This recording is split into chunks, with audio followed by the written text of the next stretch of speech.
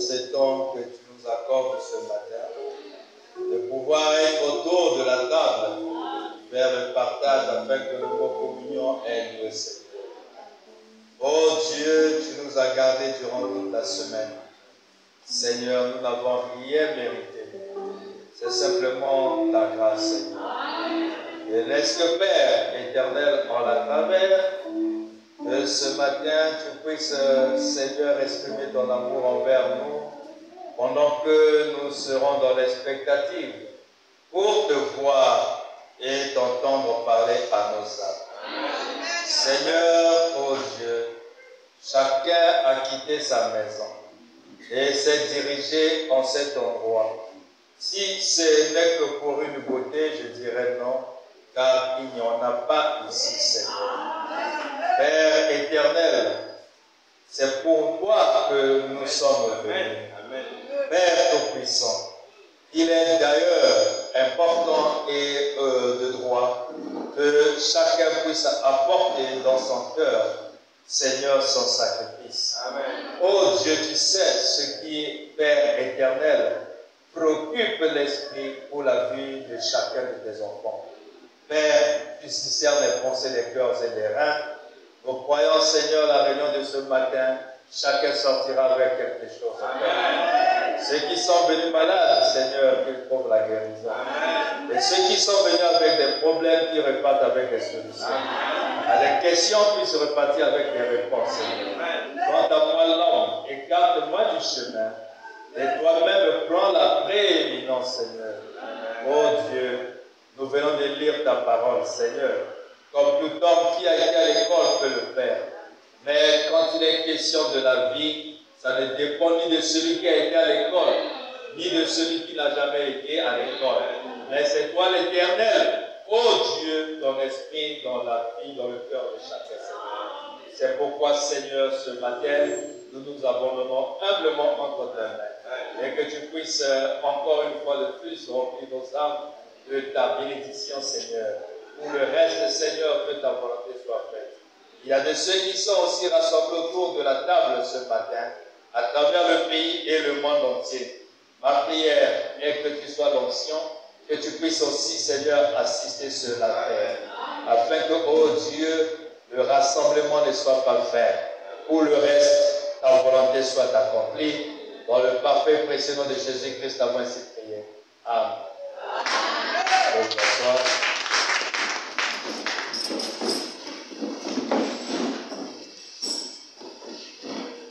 Que le Seigneur vous bénisse richement. Il vous comble. Il vous bénisse abondamment. Je suis dans la joie ce matin d'être parmi les saints que vous êtes, tout en sachant que des occupations vous en avez, mais cependant vous avez tout abandonné afin de venir ici. Et ma prière est que chacun, au sortir d'ici, puisse sortir avec quelque chose qu'il n'en avait pas auparavant, qu'il puisse partir avec quelque chose de divin. Parce que nous sommes ici, ce n'est pas pour entendre quelqu'un qui parle bien.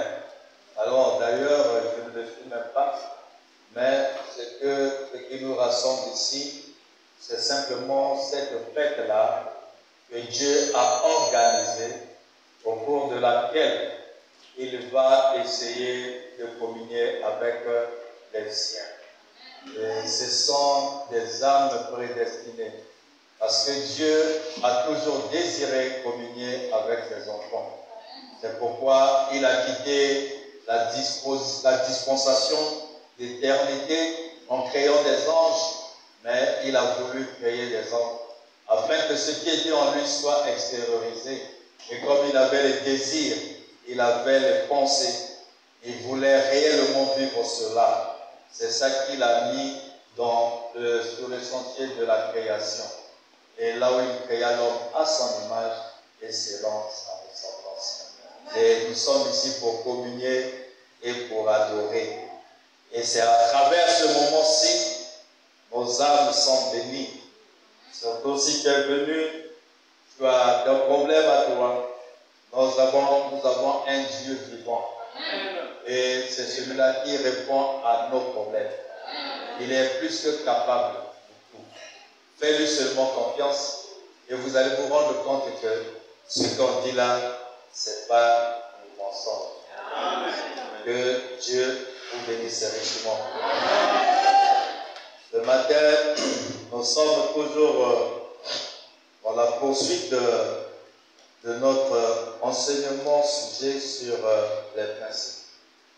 Et j'aimerais que chacun puisse déjà savoir la raison pour laquelle lui, il vient ici.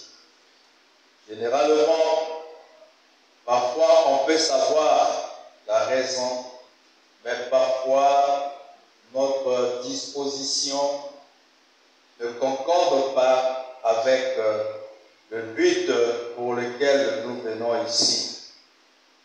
Et Dieu, dans son amour, il fait à ce qu'il nous rappelle toujours, pour que nous n'oublions jamais la raison pour laquelle nous venons ici. Parce que lorsqu'on ne connaît pas la raison, on peut perdre le but. Et du coup, le rassemblement ou ta présence ici sera vaine. Et tu es venu parfois sain, mais tu repars avec un mauvais esprit. Nous venons ici, non pas pour voir qui que ce soit, ce n'est pas non plus aussi pour des rencontres. Nous venons ici, c'est juste pour adorer. Amen. Amen. Je voudrais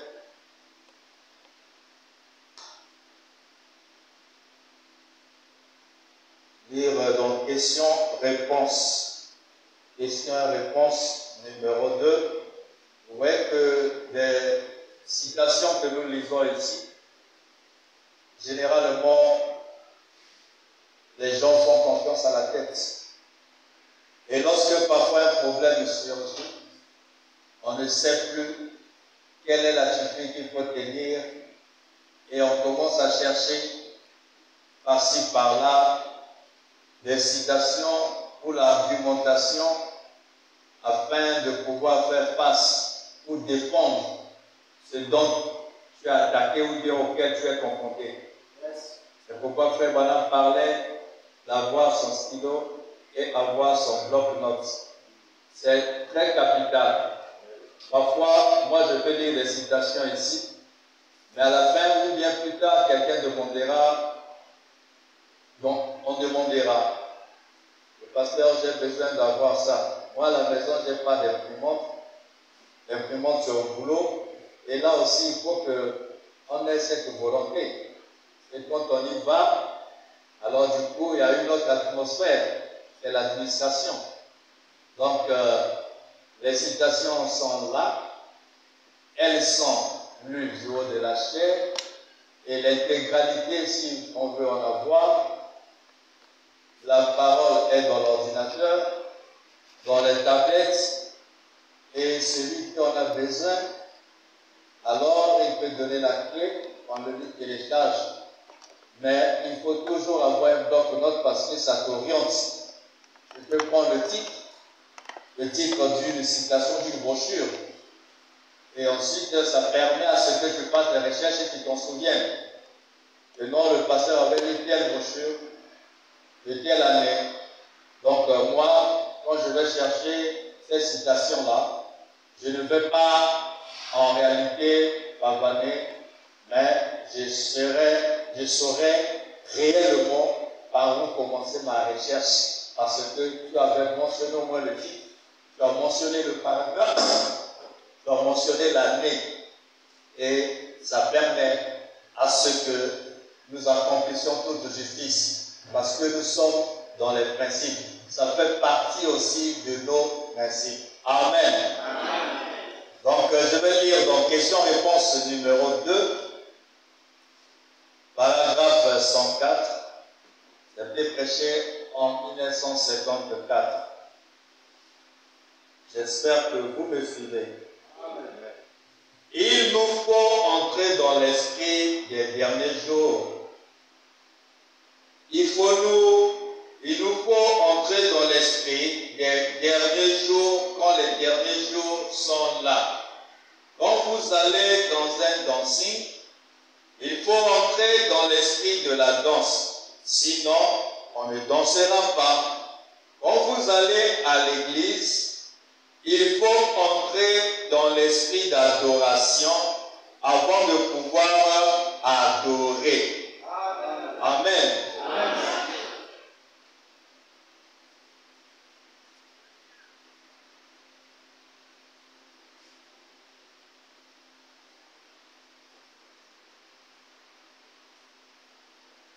Je vais encore lire. Toujours dans la même prédication, question-réponse numéro 2, péché 54, paragraphe 112. La première chose que je dirais, c'est que selon les règles observées par l'Église dans l'Ancien Testament, ou plutôt dans le Nouveau Testament, premièrement, les gens entraient dans l'Église de Dieu avec un esprit d'adoration. Et ils entraient, on chantait des cantiques, et peut-être que le prédicateur prenait la parole, car il était un prophète de l'Église. Un prophète du Nouveau Testament est un prédicateur. Nous savons ça.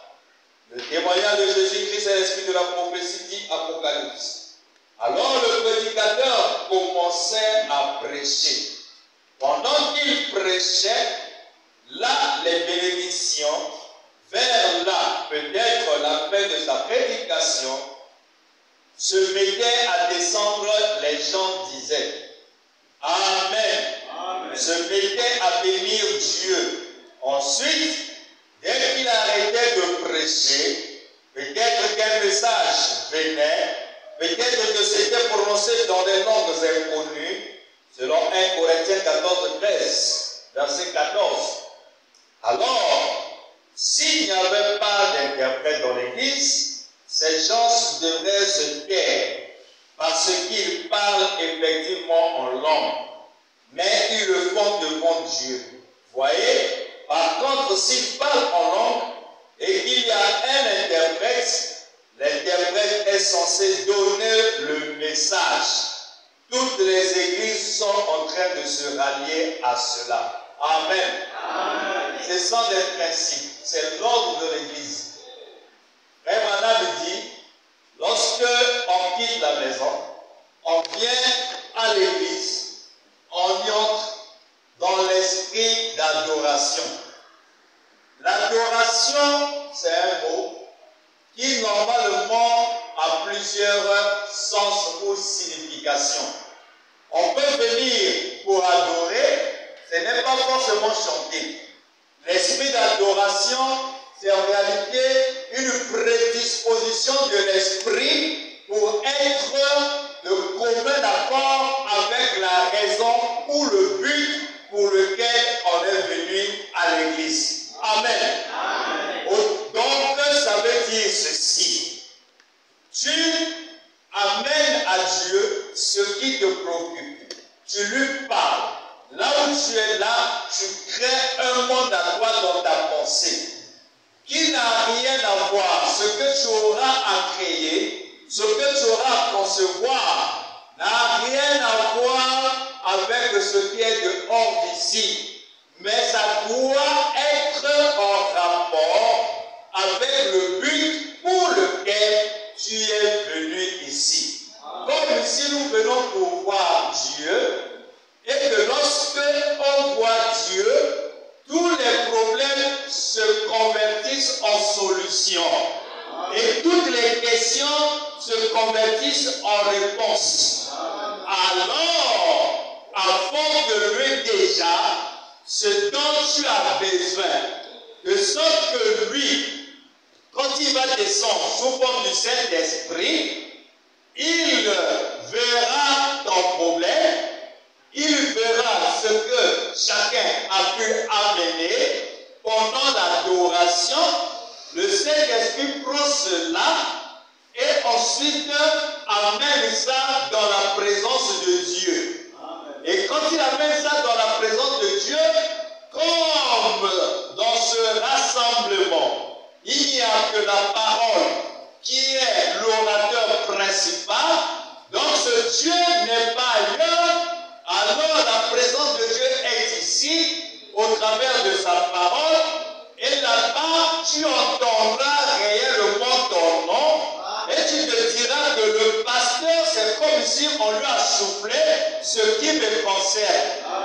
Parfois nous disons non, mais c'est oui, parce que le Saint-Esprit souffle toujours. Alléluia. Il vient, il inspire. C'est ça souffler. Et ensuite, on commence à parler. Et quand on parle, c'est comme nous prophétisons. Parce que la prédication, c'est la prophétie par excellence. Et c'est pourquoi, lorsque l'esprit supérieur se met à prophétiser ici, c'est-à-dire à prêcher, il ne devrait plus avoir de parler en langue là-bas. Lorsque quelqu'un commence à parler en langue, pendant que l'esprit supérieur, l'autorité suprême est en train de parler, à ce moment-là, on comprendra qu'il y a un mauvais esprit. Qu'est-ce dit la parole ou les dispositions? Les dispositions disent qu'une telle personne, on doit lui imposer les mains. Parce que l'esprit des prophètes est soumis aux prophètes. Et Frère Branham interprète cette écriture. Il dit, ça veut tout simplement dire que dans un endroit, lorsqu'il y a une autorité suprême, tout ce que vous avez comme petite autorité doit disparaître. Il peut dire Amen. Lorsqu'on va dans un rassemblement politique, s'il y a déjà le chef de l'État qui est là, alors automatiquement, même si toi tu étais comment, tu étais militaire ou comment, toi tu ne fais plus la sécurité dans la salle. Celui qui est garant maintenant de la sécurité, c'est la sécurité du président. Si c'est un préfet, même si toi tu es commandant de compagnie, tu arrives, tu n'entres plus avec l'arme. C'est défendu. Si tu rentres avec l'arme, on prendra ça comme un coup de table. Même si le préfet te connaît, tu es peut-être son conseiller militaire, mais à ce niveau-là, c'est sans maintenant sa garde. C'est sa garde maintenant qui fait la sécurité dans la salle. Et si tu t'entêtes, un élément peut te ravir l'arme et te brutaliser. Il n'ira jamais en prison, même s'il est subalterne par rapport à toi. Ce sont des principes qui sont définis comme ça. Et c'est ce qui fait aussi, lorsque le président est là, même dans un bain de foule, s'il est en civil et que toi, le président doit être en civil, et la garde, si la garde, c'est-à-dire l'officier d'ordonnance est en tenue, automatiquement il doit décaler. Il ne doit plus rester tout à côté, tout près du président. Il doit décaler un peu parce que le président se tenant dans le bain de foule des civils, alors il n'est pas normal que lui étant en tenue, il soit proche. S'il est en civil, l'officier d'ordonnance, c'est normal. Il doit s'écarter. Qui peut dire Amen? Ce sont des principes. Donc, beaucoup de gens, parfois, vous voyez dans cette église-là, le pasteur est en train de prêcher là-bas, et vous voyez, le prophète dit qu'un parler en langue doit être suivi par une interprétation. C'est dans 1 Corinthiens. Qui peut dire Amen? Et Paul dit, s'il y a lieu de ceux qui devaient parler en langue, s'il y en a de ceux qui parlent en langue, dans une église, ça peut être 2 ou 3, pas plus. Mais cela doit être suivi par une interprétation. Si c'est que le pas d'interprétation, on comprend simplement tu ne dis personne. Ça c'est le mature, ça c'est les impressions, ça c'est les fabriqués. Amen. Amen. Amen. Chaque jeune frère, lui qui m'avait tant fait d'histoire et rebattu les oreilles avec cela, quand j'étais là-bas, maintenant il accepte. Et c'est ce qu'ils font partout à Long Beach. Oui, monsieur. La même, dans la salle, on reçoit les bénédictions de Dieu, le parler en langue, l'interprétation des langues et la prière pour les malades. Il s'était tenu là et m'avait dit en face, frère Branham, je ne crois pas ce genre de choses. J'ai dit, eh bien, libre à vous. Ce n'est pas pour les incroyants, frère, c'est pour ceux qui croient. Donc ce que nous disons, ce n'est pas pour les incroyants. Donc les déclarations que nous faisons là, c'est pour ceux qui croient. Amen.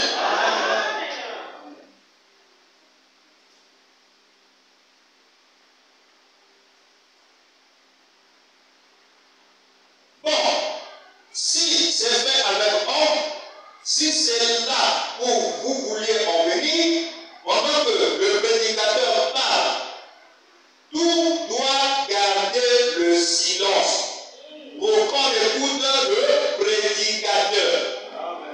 Amen. Parce que parfois mon peuple périt par manque de connaissance. C'est pourquoi il est indispensable qu'au fur et à mesure que nous avançons, que nous sachions déjà quelle est la conduite à tenir dès lors qu'on se fait membre d'une église. Et l'église est régie par le Saint-Esprit.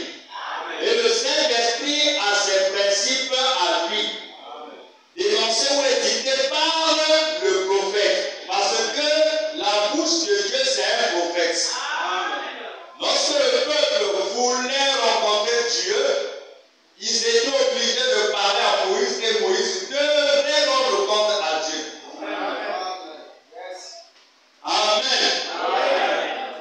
Pendant que le prédicateur parle, vous voyez parfois que le pasteur de prêcher, comme nous voulons toujours impressionner. Et on aime toujours le surnaturel. Ça, c'est le désir, ce qui est dans l'homme. Et surtout quand cela se manifeste, le pasteur dans la joie. Le frère Branham me dit, si vous n'êtes pas enseigné, ces dons-là feront encore mal à jamais. Aujourd'hui, les foyers sont divisés, les ménages sont divisés, simplement à cause de mauvais usage des dons. Donc, on a eu un ballon, moi, je suis à Boutou. Et tu vois l'église, amen. La sœur qui avait quitté la maison, qui était de bon accord avec son oncle. Mais quand elle rentre de l'église, automatiquement l'humeur change. Même la salutation, l'homme ne comprendra pas que s'est-il passé. En quittant la maison, nous étions pour nous bien. Mais comment le retour, aller à l'église pour recevoir le Saint-Esprit, et on revient, les mines ou les attitudes changent. La personne devient bizarre puis avant. Oui, c'est quoi? C'est qu'il y a eu une mauvaise option. Il y a eu un mauvais esprit qui s'est infiltré. Là où le maître avait semé le blé, lui est venu pour semer l'ivraie.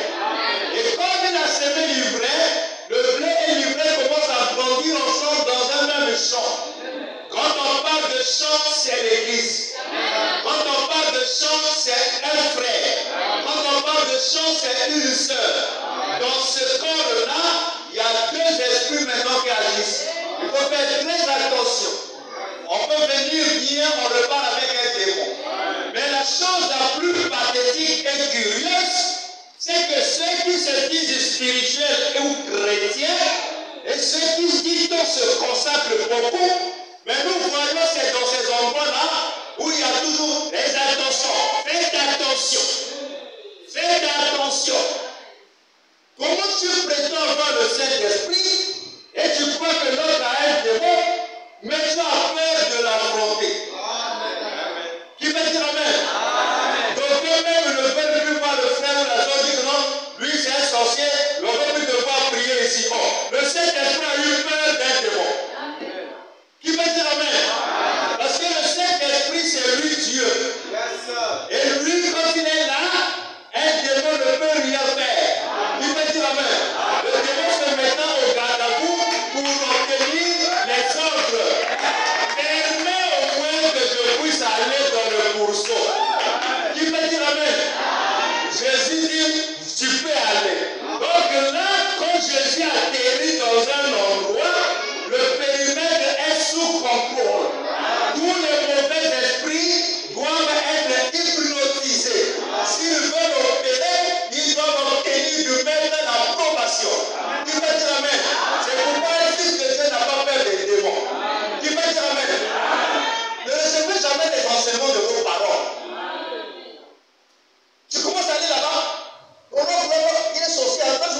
monde ne va pas là-bas. Toi, tu vas dans ça te regarde.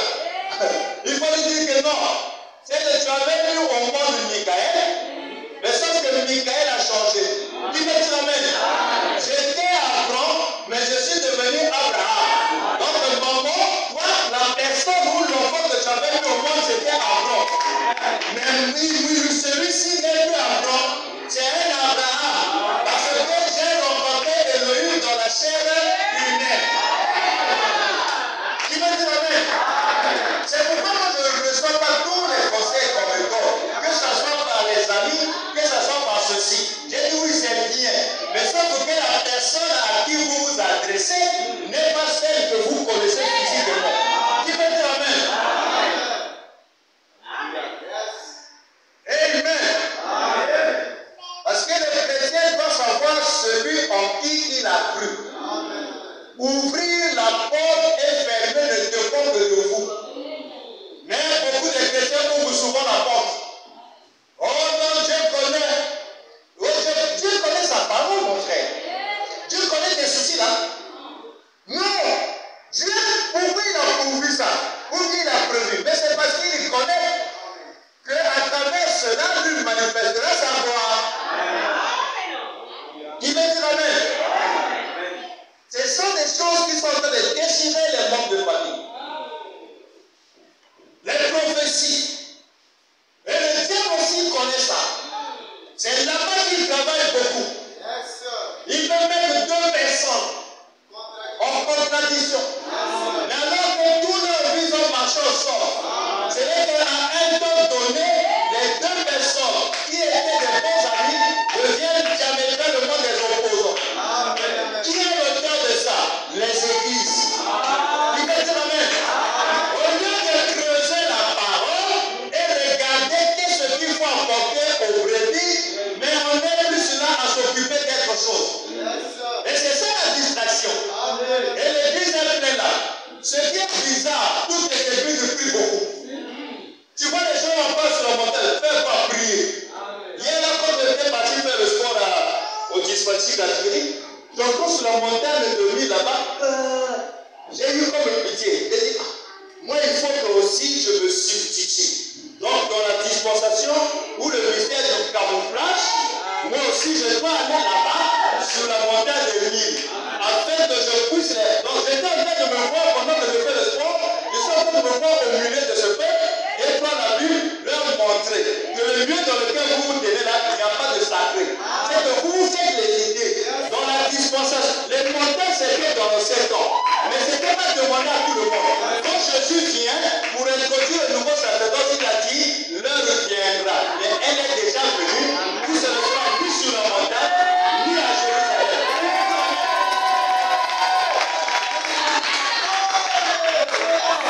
Amen. Nous sommes les messagers, nous avons un message. Qui veut dire amen. Et quand tu regardes, qu'est-ce que cela fait en toi? Parce que celui qui est prédisposé, il a reçu le messager. Il a la solution. Quand tu regardes tout autour, lorsque l'environnement n'est pas correct, en lui, ça se crée une soif d'apporter une solution à ceux-là qui sont dans l'ignorance. Amen. La parole est pleine de choses. Mais voyez, qu'est-ce qu'ils vont chercher là-bas? Ils pensent qu'en partant sur la montagne, c'est là-bas qu'ils sont exaucés. Et vous rencontrerez différentes religions et qui ne croient pas la même chose. Mais là-bas, c'était quelqu'un qui a été crucifié là-bas. Quelqu'un pas crucifié, a été tué là-bas. C'est le cardinal. On l'a abattu là-bas. Qui peut dire amen? La puissance est dans la parole. Vous croyez avoir la solution au loin, alors que la chose est ici. C'est comme ça que les Indiens avaient reproché le prophète pendant la chasse. Mais la chasse dans la forêt de Colorado. Qui peut dire amen? Là-bas, il y a des gibiers. Mais il y avait un qui était dit. Qui peut dire amen? Et on a constaté que Branham est en train d'aller vite avec dans la forêt. L'homme indien comme lui, il est le connaisseur de la zone là. Il dit l'homme blanc, tu marches trop vite. Parce que maintenant vous pensez qu'en partant encore plus là, il verra le gibier afin de tirer. Mais l'Indien connaît les principes. L'Indien a enseigné en Granada les principes fondamentaux. Alléluia. Ne pense pas que la solution est là-bas dans vos plans. Tu vas trop vite. Tu oublies qu'en partant vite, tu peux faire fuir l'animal qui est à côté. Rien ne sert dans le vide, il faut partir à point. L'animal peut être là. Pourquoi tu vises seulement moi? Qui peut dire amen? Moi, pour prêcher à quelqu'un, je n'ai pas besoin qu'on organise des manifestations ici pour les voter. Si moi, je dois parler des gens, par la parole des gens, qui peut dire amen? Pourquoi aller loin? Tu peux faire fuir la chose qui est à côté.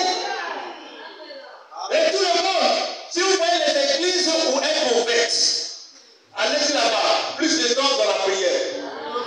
Et ce sont des prières, comme vous écoutez, c'est des récitations. Amen. Donc il crée la distraction dans ce qu'il souhaite ou bien il demande. Les églises naissent comme des champignons. Regardez leur programme. Tout le temps que les portes s'ouvrent, qu'est-ce qui domine? Ce n'est pas la parole. C'est les prières. Effectivement, comme on sait que les prières, c'est ça l'atmosphère. Mais c'est quel genre de prière? Hier, j'ai entendu depuis la montagne, moto, j'ai dit, oh Seigneur, les gens pensent que le feu, c'est les mots. Ça, c'est le vocabulaire. Le feu dont il est question pour brûler ou attaquer le diable, ce n'est pas le mot feu. Qui peut dire amen? C'est d'abord la compréhension de la parole. Qui es-tu et qui est le Dieu que tu sais? Et lorsque cette parole est vécue en toi, le diable ne peut plus t'approcher. Si ce n'est que pour des raisons peut-être divines où Dieu veut manifester son amour. C'est ça le feu. Ce n'est pas le feu. Mais depuis qu'on brûle, on dit brûle, on brûle Satan. Mais Satan n'est jamais brûlé. Qui peut dire amen? Mais le feu de son roi, les voisins sont toujours là. Hein? Les gens ont oublié la raison de la prière. La prière est faite pour un principe. Même le jeûne, c'est pour un but précis. Ça n'a rien à voir avec peut-être l'habitude ou la coutume. C'est une ordonnance divine recommandée pour des cas difficiles et précis. Qui me dit amen? Et on a rendu ça sans effet. Sacrilège. Parce que les gens ont lu, il faut jeûner et prier. Mais ils ne savent pas comment prier. Qui me dit amen? Mais dans leur prière, il y a toujours un ennemi quelque part. À qui envers qui il faut envoyer le feu. Alors que la prière, c'est de notre Père qui est aux cieux. Qui peut dire amen? Mais là, Jésus n'a pas dit que non. Il dit, pardonne-nous comme nous pardonnons aussi à ceux qui nous ont offensés. Donc tu vas prier pour ton ennemi. Mais non prier, moi ton ennemi. Alléluia. Donc c'est pas dans le même esprit. Qui peut dire amen? Notre Père qui est aux cieux, que ton nom soit sanctifié, que ton règne vienne, que ta volonté soit faite sur la terre, comme cela a été fait dans le ciel. Ne nous soumets pas à la tentation, délivre-nous du mal, car c'est à toi. Amen.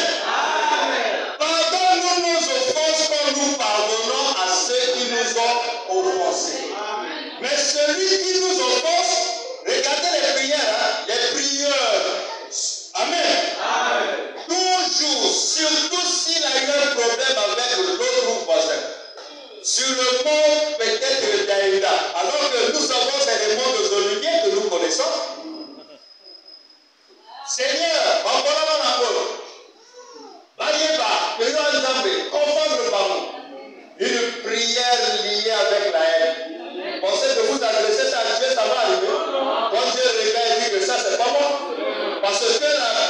la bouche sort, normalement, il est dit quoi? La bouche parle de l'abondance du cœur. Et le cœur est plein de haine. Alors que moi, dans mon principe à moi, ce n'est pas par la haine. Même quand on livre quelqu'un à Satan, ce n'est pas par la haine. Jésus a dit le Père pardonne-leur. Car ils ne savent pas ce qu'ils sont en train de faire. Nous ne pardonnons pas les autres.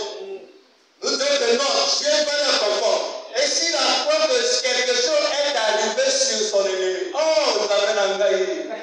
Oh, vous avez. Donc il est dans la joie. Amen. Amen. Et il pense que nous avons pas l'année à Mossala. Dieu, ma, les gars, la seconde. Ma Dieu, la question est de Dieu. Bon, mais qui t'a dit de toi, tu entends. Mais tu n'entendras pas de prier tel que Seigneur. Tel que je suis là, je suis mauvais. Ah, ça, vous l'entendez ça? Oh, les gens oublient que la raison de la prière, comme c'est une atmosphère, on n'y va pas sans pourtant apporter un sacrifice. C'est pourquoi au temps de Moïse, quand on y partait, que ce soit l'adoration, que ce soit l'expiation, c'est la même chose. Parce que tout n'est que lié au sacrifice. Abraham, oui Seigneur, prends ton fils, l'unique. Dieu continue. Parce que par rapport aux passions humaines, comme c'est Dieu qui dit, comme il a dit le fils unique, pour moi le fils unique c'est celui que j'aime pas là. Je vais le sacrifier. Dieu a précisé, celui que toi tu es. Ah, intervalle fermé, de part en part. Amen. Celui que tu es. Comme tu ne peux pas mentir ton cœur, voilà. Comme Abraham aimait Isaac. Il dit, c'est lui que tu dois sacrifier. Ça, c'est la conversation entre Dieu et Abraham, l'adorateur. Et Dieu lui a intimé l'homme. Et quand Abraham va pour exécuter l'ordre ou la recommandation, il se fait accompagner par deux de ses serviteurs. Il dit, mes serviteurs, venez avec moi. Ok? Amen. Quand ils sont partis, bien avant d'arriver sur le lieu d'adoration ou sur le lieu indiqué, Abraham s'arrête. La Bible dit, levant les yeux, il vit la montagne, le lieu où il est question d'exécuter ce que Dieu lui a demandé. Mais Dieu lui avait dit, je te montrerai. Mais Dieu n'était plus de son pour lui dire, je te montre. Mais la Bible se dit, après ayant levé les regards, il vit. Et à ce moment, il donna l'ordre à ses deux disciples. Restez ici. Amen. Car moi et le jeune homme, nous partons pour adorer et ensuite nous reviendrons. Mais Dieu lui avait dit, va pour sacrifier ton fils. Mais quand Abraham reprend ce que Dieu a dit, ça passe par le ventricule gauche et le sang qui était impur devient pur. Alors Abraham interprète que nous partons pour adorer. Parce que le sacrifice implique l'adoration. Il ne peut pas y avoir adoration sans sacrifice. Donc si tu vas tout le temps sur la montagne de Nivenda pour simplement envoyer le feu sur tes adversaires, les gens qui te font du mal, tu contredis la loi même de la rédemption. Parce que pour que le grain puisse mûrir et se multiplier, il faut que le grain passe à travers les difficultés, les souffrances et les critiques. Tu peux dire amen. Vous êtes fils de Dieu. Mais vous ne comprenez pas ce Dieu-là qui est votre Père, comment il agit. Mais vous êtes des bâtards. Et ils sont nombreux dans tout le Congo. Ministère de ceci, ministère de cela. la parole de ceci, la parole de cela. Bien bâti. Mais Dieu n'est pas là. Qui peut dire amen? Tu fais adorer et tu n'amènes pas l'animal de sacrifice. Tu viens ici pour écouter la parole, mais tu ne vas pas amener l'animal de sacrifice. Mais tu connais. Là où tu es vraiment faible, tu connais ce qui normalement t'empêche de se comporter avec la parole. Mais quand tu caches ça, quand tu viendras ici, Dieu ne fera pas ça. Tu repartiras inchangé. Alléluia.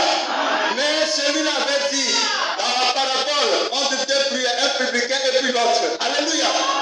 Quand l'un a commencé à se frapper la poitrine, je paie la dîme, moi je suis ceci.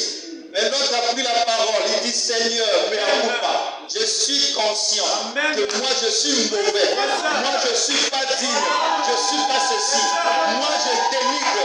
Je n'aime pas que quelqu'un me fasse du mal. J'ai la haine quand quelqu'un me fait du mal. Surtout si quelqu'un ne me partage pas. Ça c'est ma nature. Mais je suis venu à toi afin que toi le grand sacrificateur, tu puisses prendre ma vie et l'annuler et la changer. Tu veux dire amen? Voilà un adorateur. Il ne regarde pas ce que l'autre a fait. Il dit, si vous voulez offrir un sacrifice ou une offrande, souvenez-vous d'abord celui avec qui vous ne vous accordez pas. Va d'abord et ensuite. Ne cherche pas que lui le fasse. Non, dans son accueil, c'est comme si la condamné et spécialiste sur Africa. Tu n'es pas chrétien. Parce que si tu es chrétien, tu as l'esprit de Christ.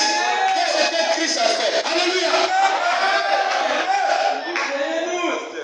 Il a vu l'Église dans la condition de déchéance, alors qu'il était au ciel, environné de 12 constellations. Mais lui, il était assis au milieu du trône. Mais les 4 êtres vivants étaient là pour assurer la garde. C'était la garde rapprochée.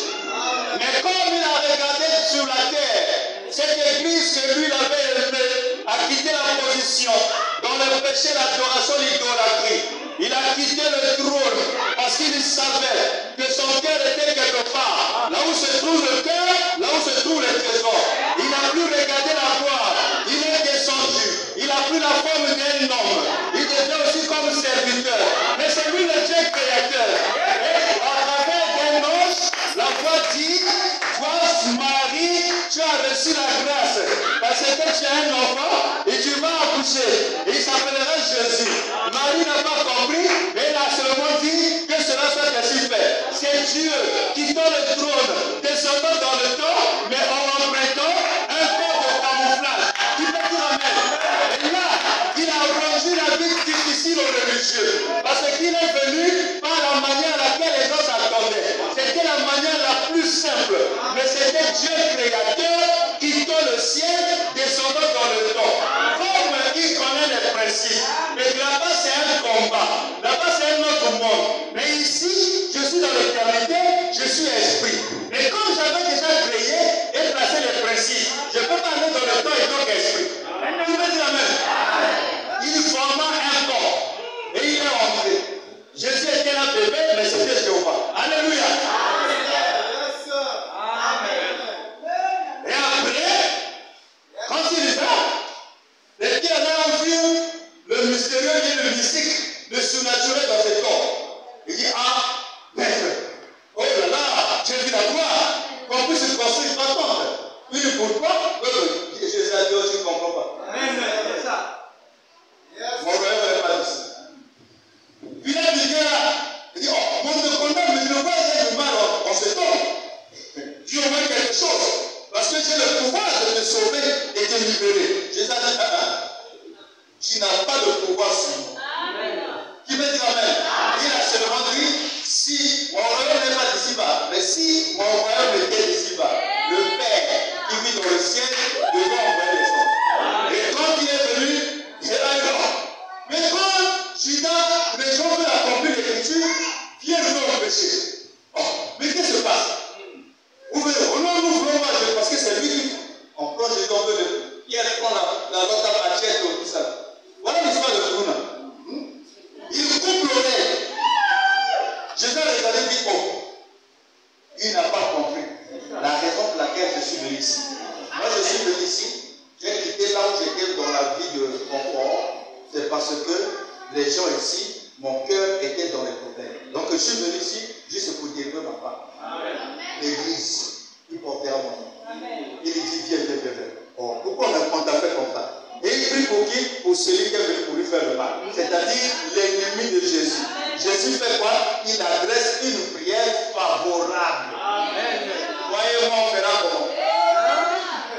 Moi je suis conscient. Vous êtes conscient. Celui-là il a fait du mal à mon frère. Celui-là a fait du mal à mon nom. Ah, celui-là on va voir. Mais il est chrétien. Ça c'est pas dans le royaume de Dieu. Nous voulons que les gens quittent l'église. Alléluia. Quand les deux anges sont partis à Sodome, le message de Sodome à Sodome c'était quoi? Sortez, non? Mais quand l'ange est resté avec Abraham, il a dit à Abraham sortir. Parce que sortir veut dire l'église. L'église c'est un peu qui est appelé à sortir. Donc il y avait des gens qui étaient encore dans le monde, qui n'étaient pas encore sortis, qui n'étaient pas encore l'église. Ils n'étaient pas encore frères. Comme Abraham était déjà sorti de Chaldée, donc il était déjà l'église il y a longtemps. Mais quand l'ange vient vers lui, il ne lui dit pas encore sort. Il lui donne un signe. Ta femme ça la aura. Mais là-bas, l'autre a reçu un message sortez. Donc là-bas, ils étaient dans encore l'étape mondaine. Donc il y a des comportements, on est ici, on n'est pas mondain. Mais il y a de ceux qui sont bien sortis. Ils sont appelés l'église. Mais quand il apparaît là, il lui donnera seulement le signe. Mais chez toi, on donnera sort d'abord. Alléluia. C'est pourquoi quand vous venez ici, ne soyez jamais comme l'autre. Ne copiez pas les habitudes. Quelqu'un peut confectionner son habit, c'est relatif à ce bien. Quand vous venez, vous pensez que c'est un modèle. Ce n'est pas un modèle. J'ai une soeur, quand vous voyez ça dans les grandes scènes, ne le prenez pas comme un modèle. C'est qu'elle est encore dans ce temps. Lui, il a besoin d'un messager pour le faire sortir. Abraham a besoin d'un messager Elohim pour lui donner seulement un signe.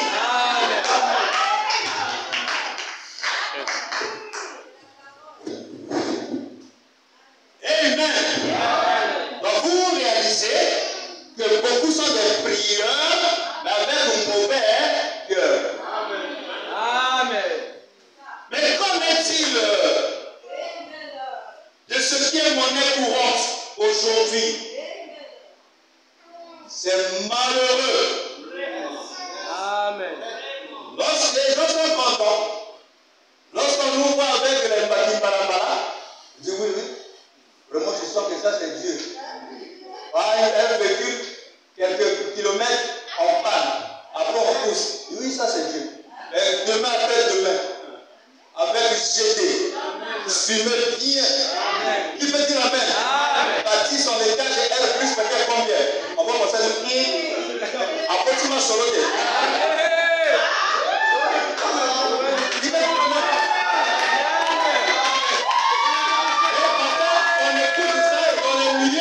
Qui sont chrétiens. Qui veut dire amen? C'est comme si le Dieu du ciel, le papa béni, et mon Dieu béni. Qui veut dire amen? Il vous a dit que bon, après tout le monde est riche. Moi, je peux vous montrer les formations, ils ne sont pas riches, tout le monde. Qui veut dire amen? Et d'ailleurs, j'ai entendu quelque part, mais tu peux être de formation, par contre, quand tu as une formation pour toi, il va dire faux. C'est faux. J'ai dit, vous savez, j'ai dit au projet, vous savez que quand moi je parle de quelque chose, je maîtrise. Pour rentrer dans la franc-maçonnerie, il faut que tu aies d'abord une pensée, tu ne loues pas. Tu ne dois pas être un locataire. Premièrement, ça c'est la première des conditions. Chez eux, ils sont comme des universitaires. Donc, le fait de l'autre là, c'est d'abord des intellectuels. Parce que vous aurez des thèses à développer. Et même pour que tu intègres, on doit te faire la filature. La filature là-bas, c'est plus que la DRSP. On te questionnera. Tu as combien de femmes, combien d'enfants? Non, j'ai seulement 5. Ils vont te démontrer. Mais tu as un autre qui a ma vie. Vous voyez? Et n'importe qui ne peut pas te parrainer. Tu peux même souffrir pour qu'on te parraine. Qui peut dire amen? C'est une classe. Et non, votre formation, c'est faux. On comprend simplement ce qui est dans la pensée ici. C'est que déjà tu es incapable. Qui peut dire amen? Et tu penses que tu ne peux pas. Moi je l'ai dit. Vous savez qu'il y a des déchets ici là qui ne sont jamais francs-maçons. Oui. Il dit, oh, comme ça. J'ai dit oui. Vous pensez que contre un homme, forcément, tu es titulaire de franc-maçon. Mais cependant, on est en train de titiller pour que la personne intègre. On peut te donner les fonctions pour qu'à la fin, on te fasse intégrer. Tu peux dire amen. Comme aussi, donc Dieu peut faire à ce qu'on te donne des fonctions, mais qui n'ont rien à voir avec ça. Là, Dieu a fermé les yeux à eux. Il dit non, donnez. Parce qu'en Babylone, lorsqu'ils sont arrivés, les 3 Hébreux, avec Daniel, ils peut dire amen. Ils ont vu la sagesse qui était dans ces hommes et leur prise de position. Dieu a donné la fonction du premier ministre à Daniel. Il n'adorait pas. La preuve, on leur a demandé d'adorer la statue, ils ont refusé. Mais même ils ont refusé, quand ils ont vu la manifestation du surnaturel dans leur vie, le même roi a dit élevez-les. Donnez-leur la fonction des soins. Donnez-leur aussi la nourriture selon eux. Dieu peut arriver à ce qu'il leur voit les yeux simplement pour honorer sa promesse sur toi. On a maintenant les langages faciles. Un fait donne une affirmation sur un autre bien-aimé. C'est comme ici, il a des preuves. Non, c'est vrai, tu sais. Mais quand tu dis ça, tu te tiens sur quoi? Amen.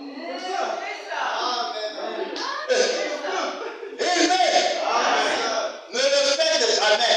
Si tu n'as pas de preuves, ne parle pas. Amen. Non, quand le frère Noël est là, il souffre un peu là. Oui, ça c'est Dieu. Demain, après demain, bénis ceci. Ce n'est qu'à cause des vitres en aluminium, non, qui est les menuiseries en aluminium. C'est devenu comme ça. Non, il faut que je vois. Amen. Nous, on était partis quelque part. En fait, notre église, c'est mon oncle Chabi. On quitte l'endroit là, après on dit, le frère ici, notre fils là, il est déjà dans les posées combien? Ses amis sont venus ici. Son pasteur avec une luxe blanche chez mon oncle Chabi. Le vrai pas. C'est comme ici, avoir une voiture. Donc, c'est quelque chose d'exprès. Amen.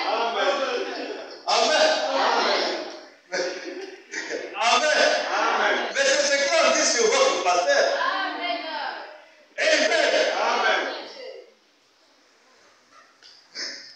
Je vais à la mort de Talakaï. J'ai parti prendre mes collaborateurs. Je m'appelais un pilote. J'arrive, je tourne, je fais la manœuvre derrière là-bas, c'est carré. La célèbre, je ne comprends pas, il parle en moche. La caméra va pas bien, pas.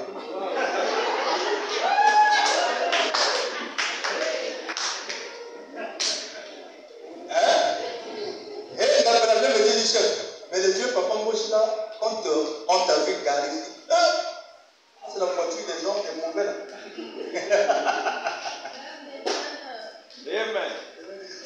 Amen. Non, notre Dieu, il bénit. Ton Dieu bénit. Amen. Ne parlez pas les langages de ces gens-là, ils sont déjà incapables. Donc ils pensent que la vie c'est fini pour eux. Alors que chez nous, ça vient de commencer. Parce que Dieu doit bénir. Quand il bénit, c'est en abondance. Amen. Tu peux avoir une parcelle, une maison, une voiture, ça c'est pas la bénédiction. Ça c'est un effort humain. Il dit demandez beaucoup. Amen. Le prophète a dit, il dit amenez, rassemblez beaucoup de récipients. Pas petit, pas peu, beaucoup. En vrai, Dieu va agir. Amen. L'huile et la farine ne manquent pas. Ça c'est notre Dieu. Nous sommes dans nos principes. Amen.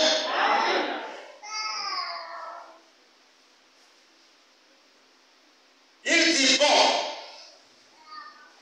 si c'est fait avec l'or, et si c'est là où vous voulez en venir, pendant que le prédicateur parle, tout doit garder silence pour qu'on écoute le prédicateur. En effet, Là, c'est la parole de Dieu qui est proclamée. S'il prêche sous l'onction, alors tous les esprits des prophètes sont soumis aux prophètes. Lorsque le pasteur s'avance sur l'estrade, il ouvre la Bible, alors l'église devrait garder le silence. Il ne devrait plus chuchoter.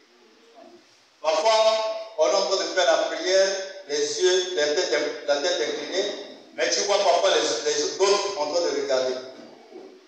Je ne sais pas qu'est-ce qu'ils cherchent pendant que les autres ont les yeux fermés, mais je vais vous citer, vous faire une déclaration. Frère Branham nous dit que lorsqu'on fait la prière, fermez les yeux, parce que les démons qu'on chasse entrent par la porte des yeux. Amen. Amen.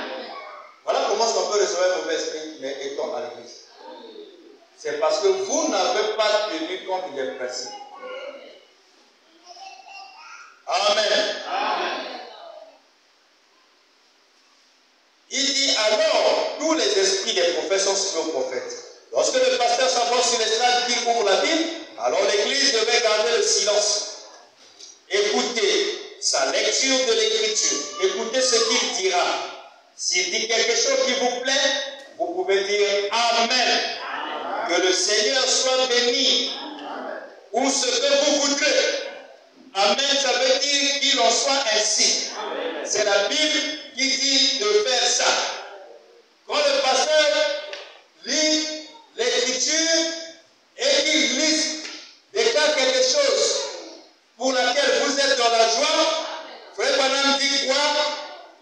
Vous pouvez dire Amen, que le Seigneur soit béni, ou ce que vous voudrez. Moi, je ne dois pas vous forcer. Ok? Je peux vous solliciter à dire Amen, mais je ne dois pas m'attarder à vous demander de dire Amen. Comment dire Amen? Il dit si quelque chose me plaît. Parce que sinon, moi je le dirai pour te faire plaisir, parce que toi le pasteur tu m'imposes. Mais ici, il est question de quelque chose qui fait plaisir.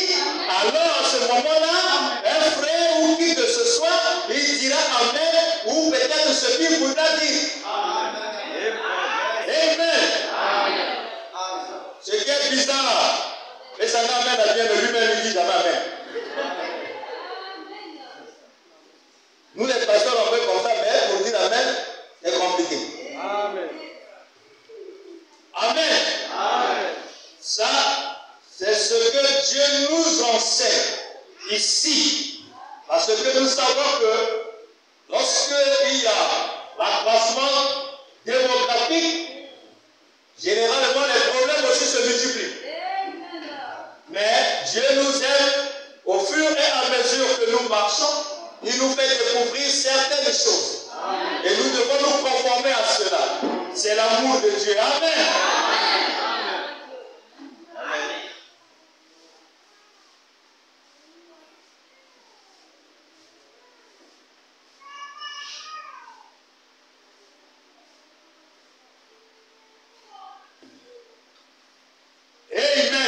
Amen.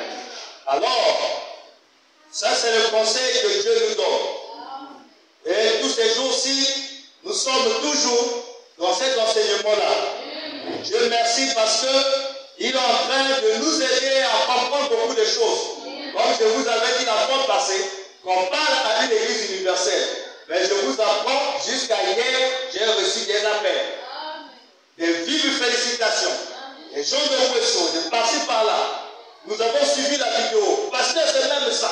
Il peut dire Amen. Amen.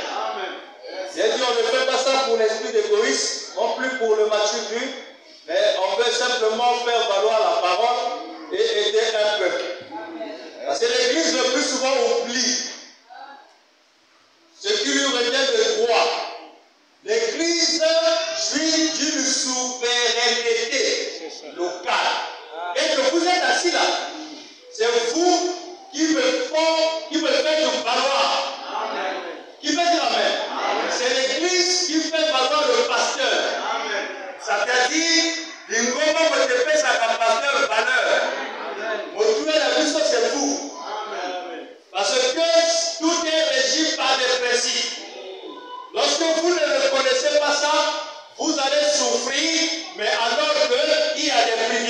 ils sont à vos côtés, mais vous ne le savez pas. Comme c'est le prêtre là, qui était mis hors du camp à cause de leur état. Ils ne pouvaient pas être dans la cité. Ils risqueraient de contaminer les autres. Qui peut dire Amen? Donc la loi ou les principes ne leur permettaient pas d'être en contact avec les autres parce que la maladie dont ils étaient souffrants était contagieuse. Ils sont placés hors, jour après jour, jour après jour. Ils commençaient à dépérir. Mais à cause de quoi? De la faim, de la crise. Il n'y avait pas de nourriture. Ils étaient 4. Et l'un d'entre eux était inspiré. Le temps, la souffrance a trop duré. Cette maladie a trop duré. Ma condition dans laquelle je me trouve, je ne peux pas rester comme ça. Donc il y a eu un facteur déclencheur d'une révolte. Généralement, parfois, les conditions misérables ou difficiles dans lesquelles, ou encore des circonstances qui nous arrivent, si vous avez bien le discernement, parfois, c'est ces situations-là qui viennent pour vous apporter la délivrance. Mais on se le rendra compte parfois plus tard. Mais lorsque nous lisons les Écritures et que nous écoutons la parole, on ne peut plus vaciller, on ne peut plus déranger, parce qu'on sait que ce qui avait été écrit, que nous avons lu sur les autres, nous inspire et permet à ce que nous puissions avoir la force et afficher une attitude. Qui veut dire Amen? Alors, un s'est inspiré. Il dit, nous restons ici. Dans peu de temps, on va mourir. Si on repart dans le camp, on ne peut jamais nous recevoir. Parce que les lois qui régissent le camp là, entre les humains et puis les gens qui sont malades là, les hommes normaux malades, ne nous donnent pas la bénédiction d'être bien accueillis. Donc, le retour vers le camp est déjà inadmissible. Et côté aussi mal sous-souté. Amen. Mais, de l'autre côté, ce sont nos adversaires. Déjà, si nous, on veut repartir dans le camp, on va nous tuer parce qu'on dira vous êtes têtus.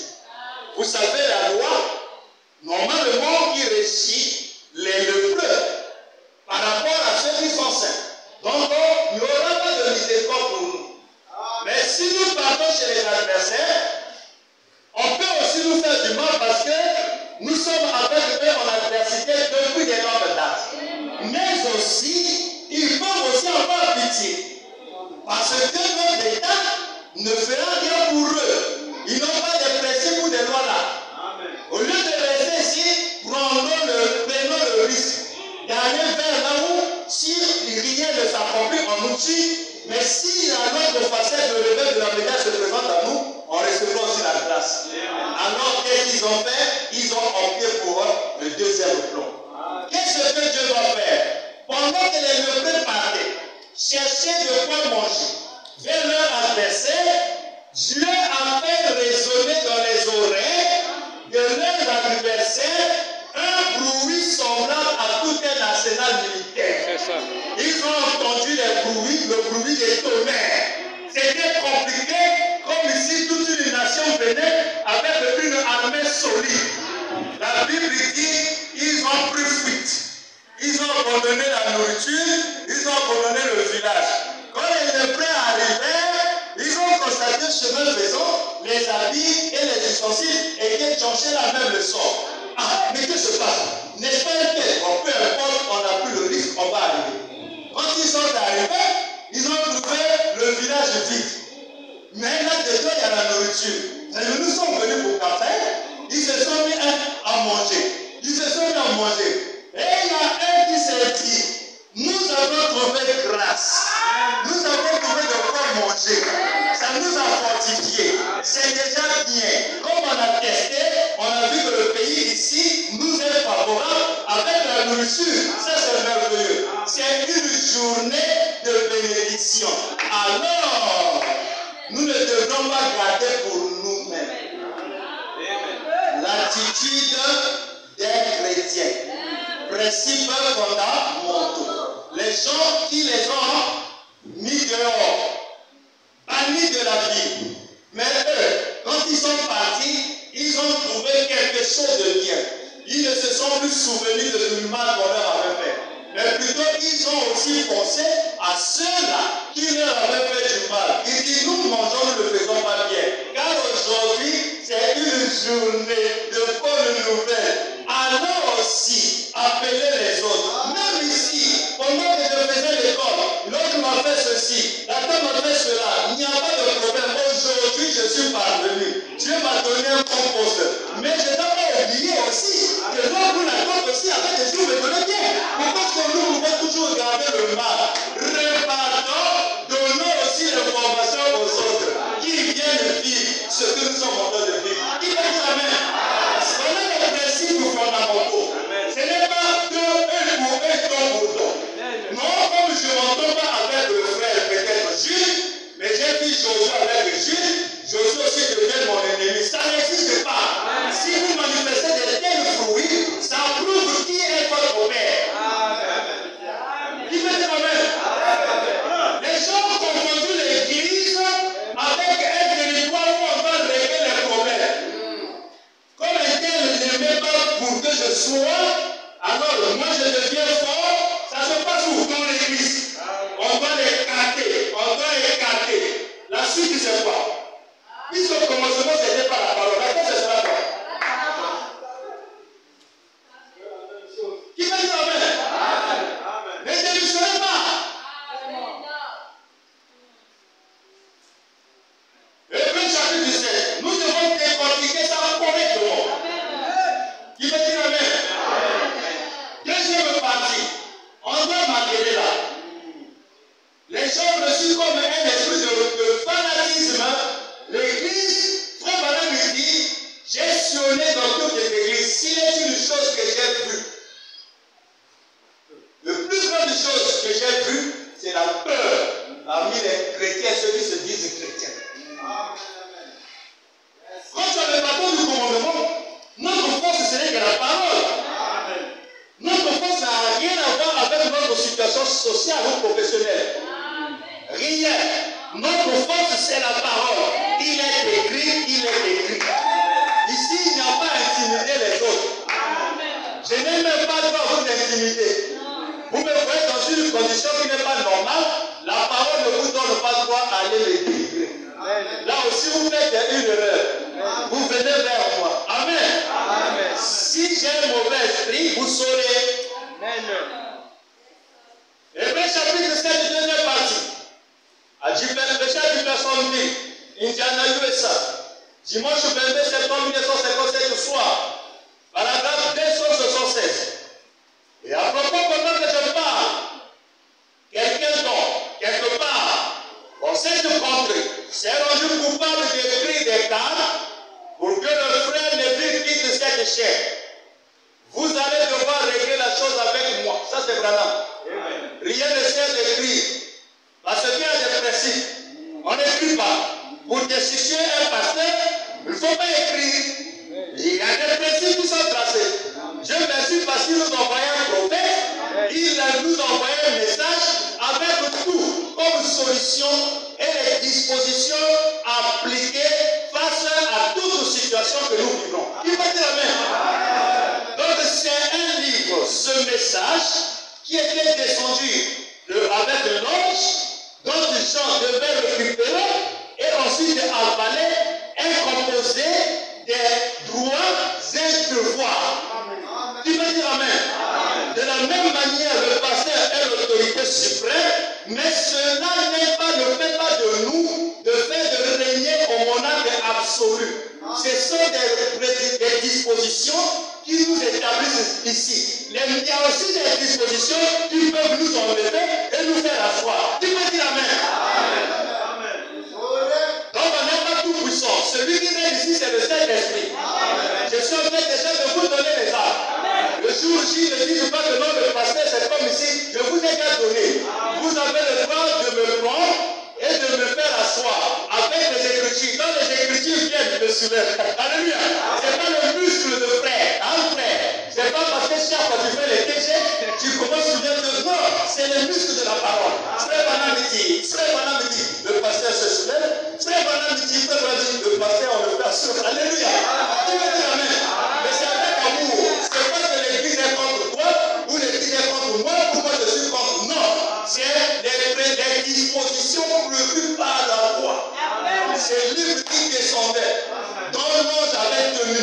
Et cela a suscité le ministère d'un ange puissant. Cet ange puissant, c'est bon pour lire ce que l'ange tenait dans sa main. Le sujet de rien n'est dit. Mais après cela plongeait un Jean dans les pleurs. Et les pleurs des gens suscitent encore un autre ministère, cette fois-ci d'un vieillard. Alléluia. Qu'est-ce que le vieillard peut faire? L'histoire a commencé à partir de l'ange. En traversant l'ange puissant, en venant par Jean, jusqu'à devenir un vieillard. Mais après, le message du vieillard fait introduire le lion et l'agneau. Voici le lion de la tribu de Juda a vaincu. Jean ne pleure pas. Alléluia.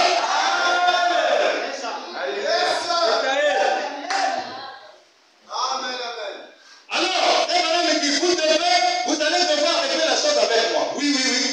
C'est vrai. Oui, bien sûr. Maintenant, je veux que vous. Il était mentionné que les diacres, quelque chose au sujet du conseil des diacres. Le conseil des diacres n'a rien à voir avec ce pasteur. Certainement pas. C'est l'assemblée tout entière qui a la pleine autorité. Nous pensons que l'ancien problème concerne le pasteur. Non, vous les élus, vous n'avez rien à dire. Qui va dire amen? Si le pasteur commence à dire que ne vous mêlez pas de ma vie, dites-vous que si déjà, dans une entreprise publique d'idées, il y a maintenant la propriété privée, il faut faire attention. C'est que la personne a confondu. Parce qu'ici, il n'y a pas de vie privée. Si tu me vois dans le fond, tu viens me voir. Je suis pardonne-moi mes frères. Parce que c'était un démon qui est contre moi. C'est ça qui a fait que j'ai pris la pierre. Le monde, vous allez me pardonner. Parce que même un péché difficile, l'église suit pardonne le pasteur. Qui me dit amen? Frère Branham dit l'église est libre.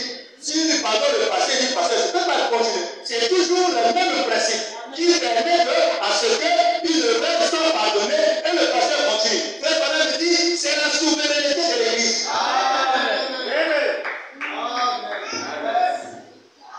Il va dire amen. Il dit, c'est l'entière, c'est l'assemblée tout entière qui a la pleine autorité. Ce n'est pas un conseil de diable. Ce n'est que la police. Les gens sont la police dans cette église. Juste pour maintenir l'ordre. Mais si on s'en tient au principe, c'est l'église tout entière qui doit décider. Oh non, les frères ne valent rien. Chez nous, le conseil des diacres, on a tu es diable ou huissier pour mettre de l'ordre. En ce qui concerne le sacerdoce, toute l'église, vous êtes important. Le principe de base de cette église, c'est la souveraineté de l'église locale. C'est pourquoi je n'ai rien à dire contre à destituer ce pasteur ou à en établir un. Branham dit je n'ai rien à dire. Même moi je ne peux pas en aider. Je ne peux pas aussi le mettre.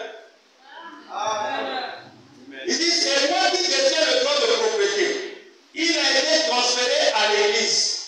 Vous tous, vous êtes l'église. C'est vous qui dirigez. Dites amen. Vous êtes vous-même l'église.